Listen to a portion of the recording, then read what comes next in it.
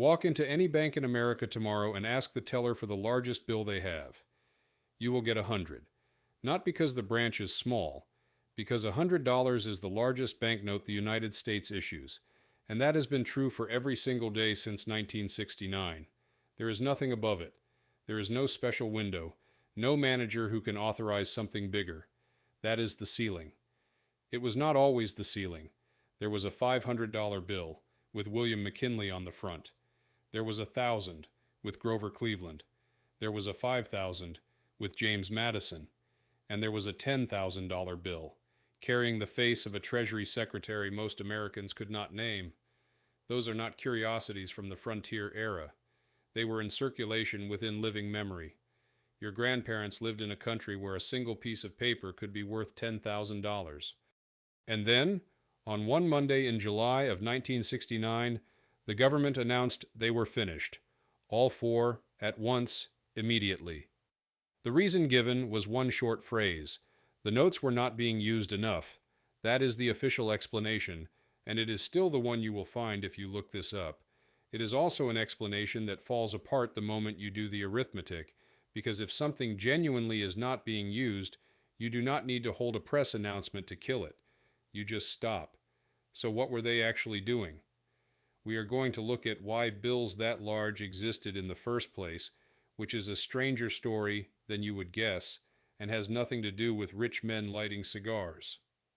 We are going to look at the 24-year gap the official version never mentions, and we are going to look at what happened the following year, which is the part that makes the timing very hard to read as a coincidence. And then we are going to talk about the thing nobody voted for, because killing 4 banknotes did not just remove 4 banknotes. It set a permanent ceiling on American cash, and that ceiling has been quietly shrinking ever since. Let's open the vault. Start with the obvious question. Who needs a $10,000 bill? The answer is almost nobody if you are picturing a person. These notes were not made for shoppers. Most Americans went their entire lives without holding one, and a bank teller in a small town might never see one either. They were made for banks. Think about what moving money meant before computers. When one bank owed another bank money, that debt had to be settled. And settling it meant that actual currency physically traveled from one vault to another, across a city by armored truck, across the country by rail, in a locked car with an armed guard sitting on the crates. There was no wire, no instruction typed into a terminal, no ledger updated in 2 places at once. There was a bag, and the bag had to get there. And the bag was not a figure of speech. Sealed shipments, armed escort, scheduled trains, somebody signing for it at both ends, and somebody sitting with it overnight. Now do the math on that bag. Settling $1 million in hundreds means 10,000 pieces of paper. That is a load you need several men and a hand truck to move, and every one of those notes has to be counted, twice, by hand, at both ends. Counting alone takes a working day. Settle the same million in $10,000 bills, and it is 100 notes. That fits in a single envelope, and one clerk can verify it before lunch. That is what the large denominations were for. Not luxury, plumbing. They were the freight containers of the banking system, and they existed for the same reason freight containers exist, because moving the same thing in small units is slow, expensive, and easy to get wrong, which means something important for everything that follows. From the very beginning, these bills had one defining property, and it was not their value. It was their density.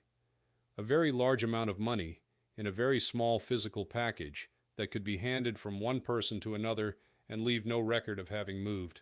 Hold that thought. It comes back. Before we go further, look at who was actually on them, because the choices are odd, and one of them is genuinely funny. The 500 carried William McKinley, the 1,000 carried Grover Cleveland, the 5,000 carried James Madison, and the 10,000, the largest note ever released to the public, carried Salmon Chase. And here is a thing that surprises people who have only seen photographs. They were not special. Same size as a dollar bill, same paper, same green back. No gold trim, nothing that announced what you were holding.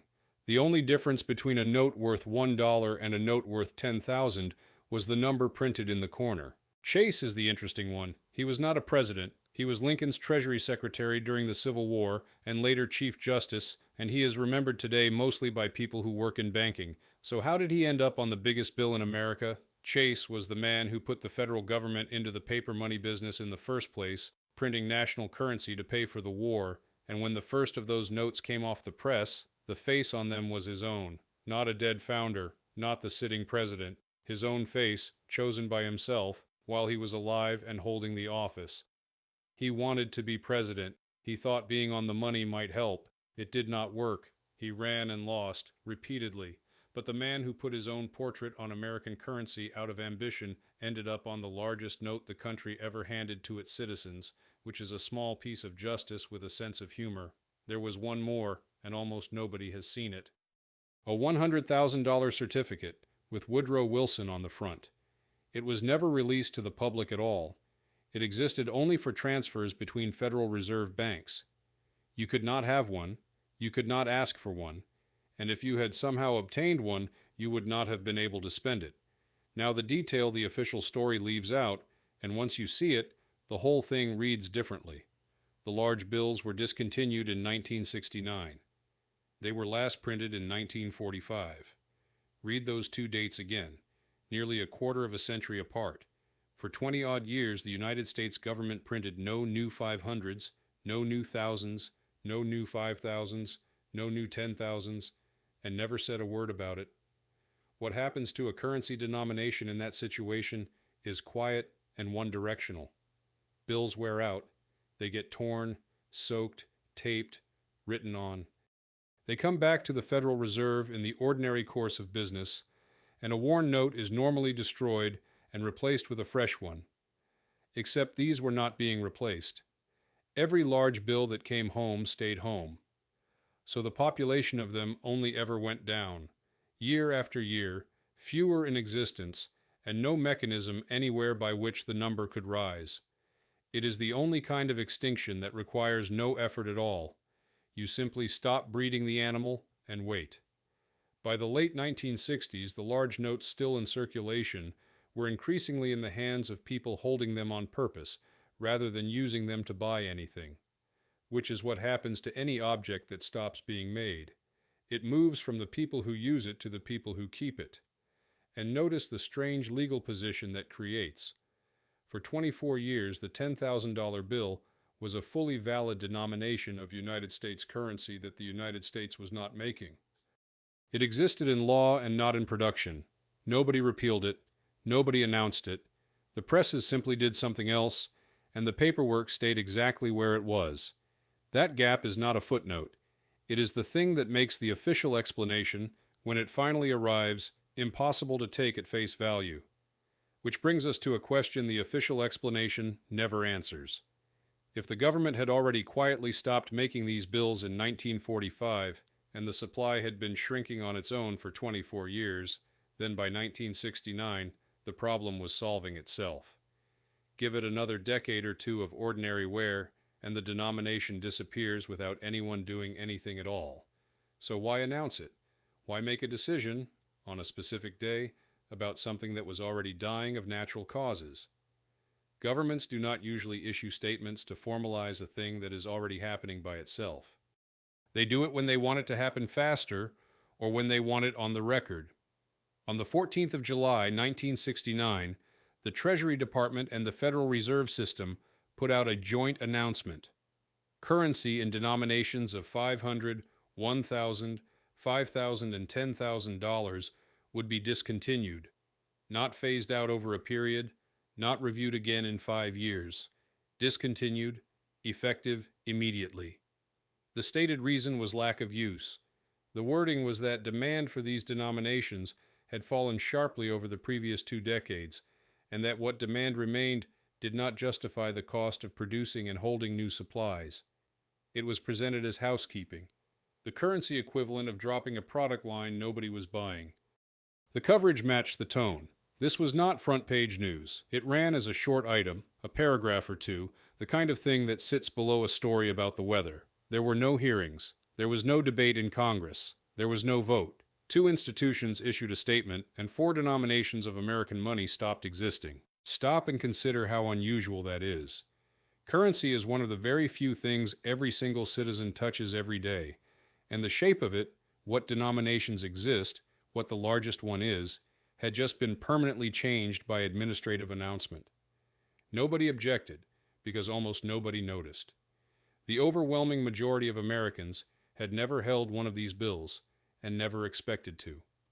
From where an ordinary person stood, nothing had happened at all, which is exactly the kind of decision that turns out to matter 30 years later. The date deserves one more look, because the calendar did the government an enormous favor. 2 days after that announcement, Apollo 11 left the launch pad. 6 days after it, 2 Americans walked on the moon, and something close to the entire population of the country was watching the same television picture at the same time. So the week the United States permanently changed the shape of its own money is the week nobody on Earth was looking at the United States money. There is no evidence anyone timed it that way. There does not have to be. Some announcements only need to be made on a day when the news has somewhere better to be. And they never came back. Not in the 70s, not in the 80s, not when inflation made the argument for a larger note stronger than it had ever been. The question has been raised more than once since, and the answer has been no every single time, which tells you that the 1969 decision was not really about how many of these bills were in circulation. So let us take the official reason seriously for a moment, and then take it apart. Start with the part that does not survive contact with the calendar.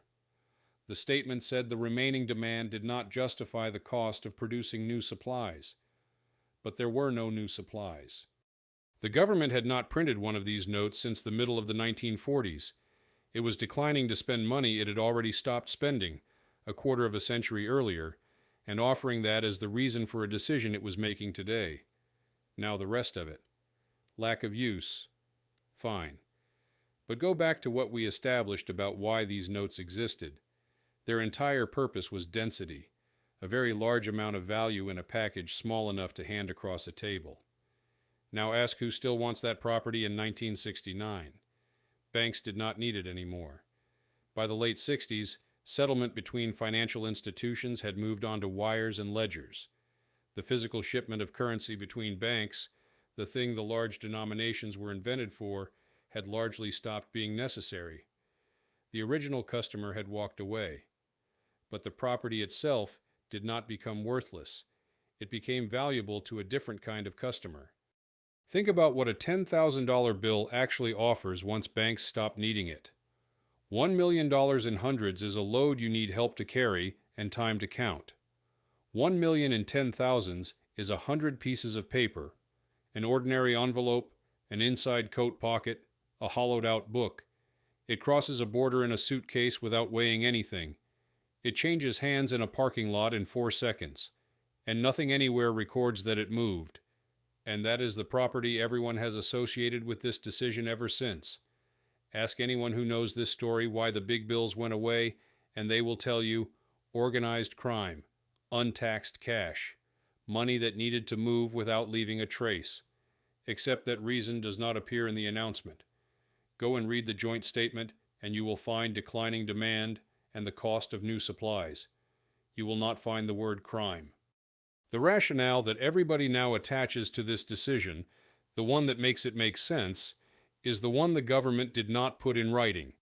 It comes from what the administration was reported to be worried about, and from what the policy visibly accomplished, not from the document. So we have 2 explanations sitting side by side. The written one, which is that hardly anybody was using them, and the understood one, which is that the people still using them were exactly the people the government was interested in. Both can be true at once, and that is usually how these things work. The tidy reason goes in the press release. The actual reason goes in the meeting. And then there is the timing. Because the following year, Congress passed a law that changed how cash works in America permanently. It required banks to keep records of their customers' transactions and to report cash movements above a set size to the federal government.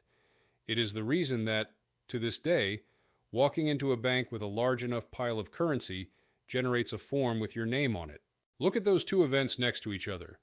In 1969, the government removes the instruments that let large amounts of cash move invisibly. In 1970, it requires that large amounts of cash moving visibly be reported. Those are not two unrelated pieces of housekeeping. That is a sequence. First, you make big money physically bulky. Then you make bulky money legally traceable. Do those in the other order, and the first one does not work, because anyone who wants to avoid the paperwork simply converts to $10,000 bills, and the reporting threshold becomes a formality. I want to be careful here, because this is the point where this kind of story usually goes off the rails.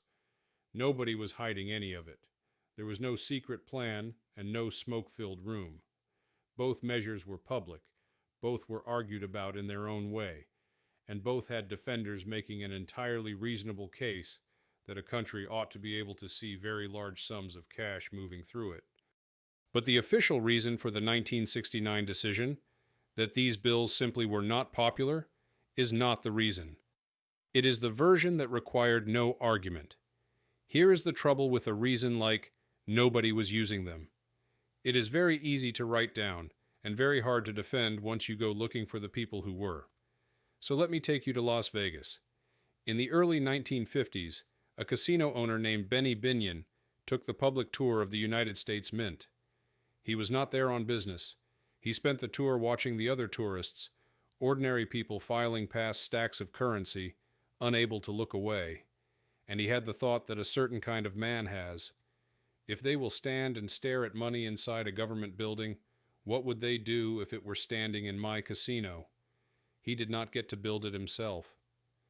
Binion went to Leavenworth for tax evasion, and while he was inside, the man running the horseshoe in his place, Joe W. Brown, built it instead. $110,000 bills, not $1 million sitting in a vault.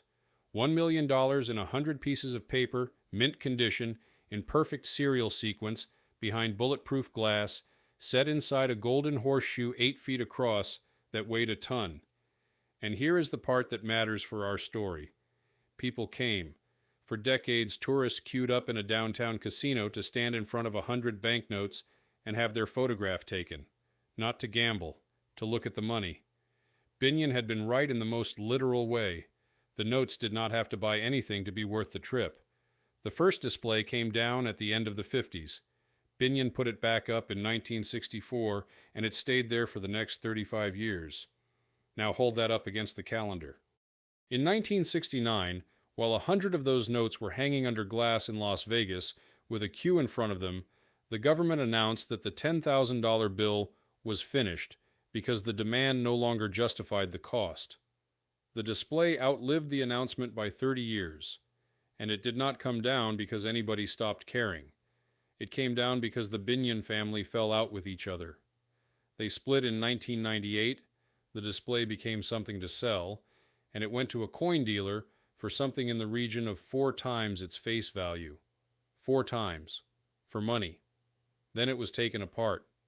In 2015, 4 of those individual notes came up at auction separately, and they sold for between $112,000 and $188,000 each. Stay with that last figure.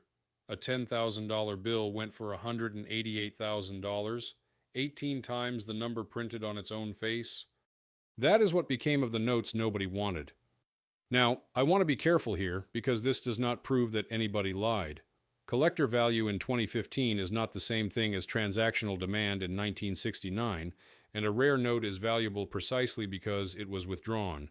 The scarcity was manufactured by the very decision we are questioning. That is a fair objection, and I am not going to pretend it away. But look at what it does to the official sentence. The demand does not justify the cost, describes a piece of paper that nobody has any use for.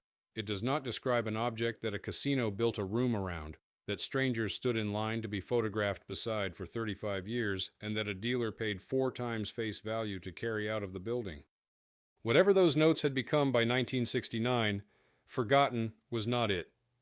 Now the consequence, which is the part almost nobody thinks about. When those 4 denominations died, the $100 bill became the largest note in America. It has held that position ever since, without interruption, without review, and without anyone ever deciding that it should. That sounds harmless. It is not, and the reason is that the ceiling is fixed in numbers while everything underneath it moves. $100 in 1969 was real money. It was a serious sum to be carrying, the kind of note you would think twice about breaking, the kind a working man might see on payday, and not again for a month. In today's money, that same hundred is worth something in the region of $800 or $900. Say it plainly, the largest banknote America issues has lost the overwhelming majority of its purchasing power since the day it became the largest banknote. Nobody legislated that. There was no bill, no hearing, no signature. It happened by doing nothing at all, 1 year at a time. Every 12 months the ceiling gets a little lower in real terms, and every 12 months the number printed on it stays exactly the same, and it changes physical reality in a way you can feel. To carry $10,000 in cash in 1969, you needed a single note. Today you need 100 of them. A brick of paper about an inch thick that will not fit in a wallet, that has to be counted, that is heavy enough to notice in a bag and obvious enough to see in a hand. Do not skip past that. It means large cash transactions became physically awkward, and physically awkward is a form of discouragement that requires no law at all. You do not have to ban something if you can make it inconvenient enough that people stop choosing it. There is a version of this story where all of that is just a happy accident of inflation. But watch what happens whenever somebody proposes fixing it. The idea of reintroducing a larger note comes up periodically, and the response is always the same shape. A bigger bill would help people who want to move money without being seen. It is a perfectly serious argument. It is also an admission. It means the size of the largest banknote is understood by the people who decide it as a tool, and a tool that is currently set the way they want it. So the ceiling stays, not because anybody defends it in public, but because nobody has to. Meanwhile, the country went the other direction entirely. Cash as a share of what Americans actually spend has been falling for decades. Card, then phone, then tap.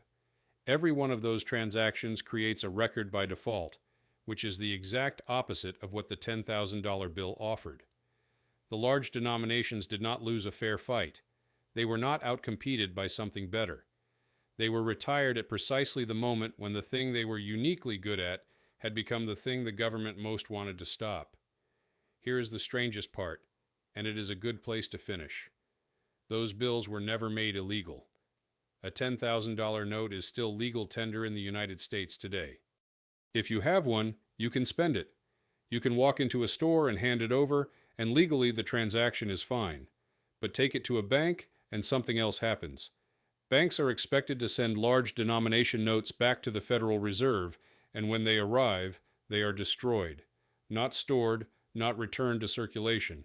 Taken out and shredded, which means the recall that began in 1969 never actually ended. It is still running.